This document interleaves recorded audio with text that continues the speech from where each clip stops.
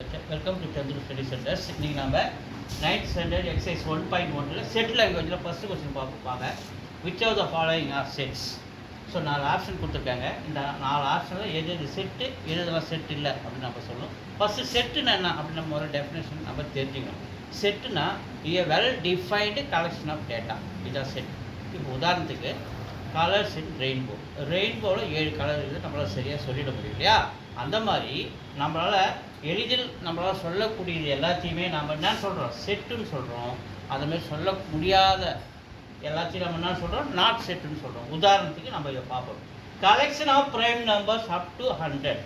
So 100க்குள்ளே இருக்கிற prime நம்பர்ஸை என்னென்ன வரும்? ஃபஸ்ட்டு ப்ரைம் நம்பர்ஸ் எதுலேருந்து ஆரம்பிக்கும்? 2, 3, 5, 7 அப்படியே போகும். Last prime number 97. எதுக்குள்ளே? 100க்குள்ளே வருது இல்லையா? அப்போ 100க்குள்ளே வர ப்ரைம் நம்பர்ஸை நம்மளால் கரெக்டாக எண்ணி சொல்லிட முடியும். அப்போ இது செட்டு. என்னது?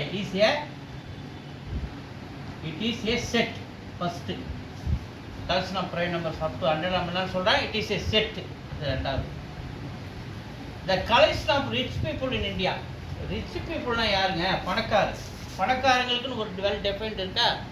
கார் வச்சுருந்தா பணக்காரங்க, சொத்து நிறைய வச்சுருந்தா பணக்காரங்க அப்படின்னு நம்ம யாரையும் ஒரு வெல் டெஃபினேஷன் எதுவுமே கிடையாது இருக்குது. ஸோ அதனால் இது நம்ம அப்போ எவ்வளோ பேர் இருக்கிறாங்க நம்மளால் இதெல்லாம் கண்டுபிடிக்க முடியாது. அப்போ இதை collection of rich people in India என்றதை நம்ம சரியாக சொல்ல முடியாதனால it is not a set. It is not a set.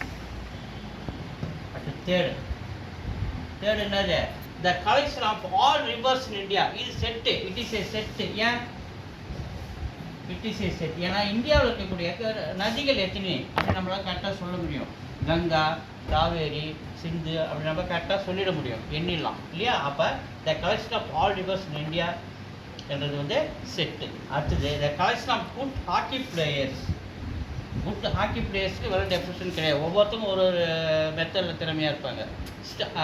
Way of play வேறு மாதிரி இருக்கும். அதனால் இவங்க தான் இந்த ஸ்டைலில் இவங்க நல்லா ஆடுறாங்க, அந்த ஸ்டைலில் அவங்க நல்லா ஆடுறாங்க. குட் பிளேயர்ஸ் நம்ம பிரிக்க முடியாது. ஸோ கரெக்டாக சொல்ல முடியாது.